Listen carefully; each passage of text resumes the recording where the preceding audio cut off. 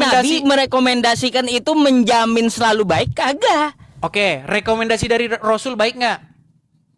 Ya, rekomendasi itu semuanya baik, bukan dari Rasul pun baik. Nggak, Namanya saya tanya dari Rasul. Sob, rekomendasi yang dari Rasul baik nggak? Ya, namanya rekomendasi pasti baik lah.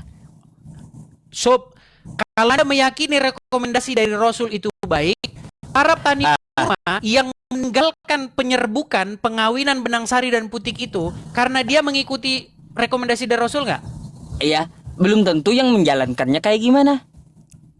Ini berat. Oke. Gak bisa kau salahkan yang merekomendasi. Oke, ini Kan kayak gitu. kita bahas detailnya ya. Kita bahas detailnya. Kocak kau. So, suatu waktu Rasulullah pernah sedang lewat di Madinah. Begitu bunyi hadisnya.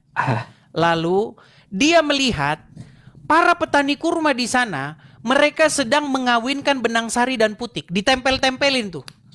Biar apa? Biar banyak buahnya. Lalu Rasulullah melihat hal itu dan berkata, apa yang mereka lakukan itu hanyalah perbuatan yang tidak ada gunanya.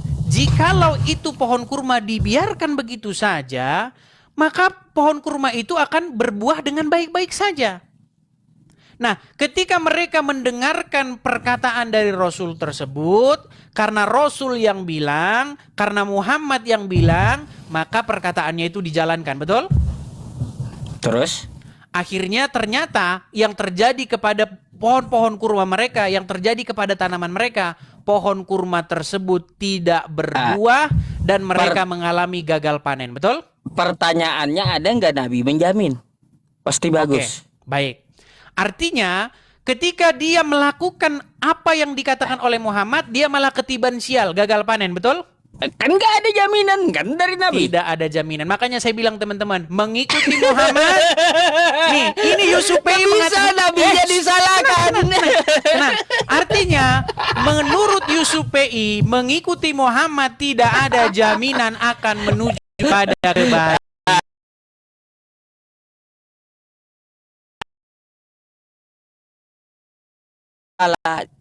Islam ya, masalah Islam, masalah agama itu pasti ada jaminannya.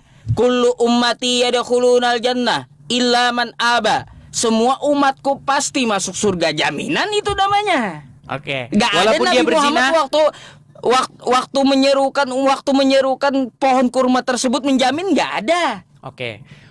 Sekalipun umat muslim berzina dan mencuri, asal dia mengucapkan 2 kalimat syahadat masuk surga. Nggak boleh berzina dan mencuri, nggak boleh. Sekalipun berzina dan mencuri, tetap masuk surga. Nggak kan? boleh, berzina dan mencuri nggak boleh. Oke, coba. Sob, saya bukan bilang berzina dan mencuri. Yang saya bilang begini. Ah, Rasulullah menjamin orang masuk surga bagi siapapun yang mengucapkan 2 kalimat syahadat. Betul atau salah?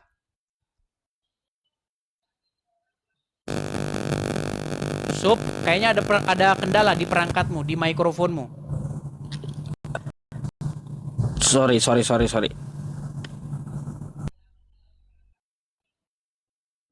Sudah? Halo? Iya Des, ya. Lanjut. Oke. Ini bukan masalah larangan, Sob. Begini. Menurut Muhammad, barang siapa yang mengucapkan la ilaha illallah Muhammad Rasulullah, masuk surga dia. Betul? Terus? Sekalipun dia berzina atau mencuri, betul? Lalu? Ya, betul atau salah? Betul. Nah, artinya di dalam agama Islam yang penting itu adalah mengucapkan syahadat. Walaupun dia mencuri, walaupun dia berzina, tetap masuk surga, betul? Oh, nggak semudah itu. Ada Coba balasannya. dengarkan. Man qala la ilaha illallah Muhammadur Rasulullah dakhala al-jannah. Dakhala jannah. Mengucapkan la ilaha illallah Muhammadur Rasulullah dakhala al-jannah. Semua umat Muhammad sallallahu alaihi wasallam masuk surga. Nabi yang mengatakan. Datang sahabat bertanya, wa in zana, wa in saraq, bagaimana kalau dia berzina? Bagaimana kalau dia mencuri? Kata Nabi, wa in zana, wa in saraq, dia berzina, dia mencuri, tetap masuk surga. Berzina, mencuri, Masuk surga. Artinya, Sob, Kamu ngerti nggak hadis itu tentang apa? tentang bagaimana orang akan masuk surga dengan mengucapkan 2 kalimat syahadat. Salah. Lalu tentang apa? Makanya kalau kau kagak ngerti nanya. Ya Itu udah, tentang adalah apa? Silakan hadis. jelaskan. Hadis tentang dosa yang lebih besar ya dan dosa yang lebih kecil. Maksudnya itu perbandingan dosa. Seseorang itu yang penting dia tidak menyekutukan Allah ya, dia tidak menyembah manusia. Kalau kelakuannya berzina dan mencuri, pada akhirnya setelah pembalasan terjadi dia tetap akan dimasukkan ke surga. Iya, artinya. Jadi kalaunya menyembah manusia, menurut hadis itu kagak bakalan dikeluarkan dari neraka lagi. Oke. Artinya apa, Des?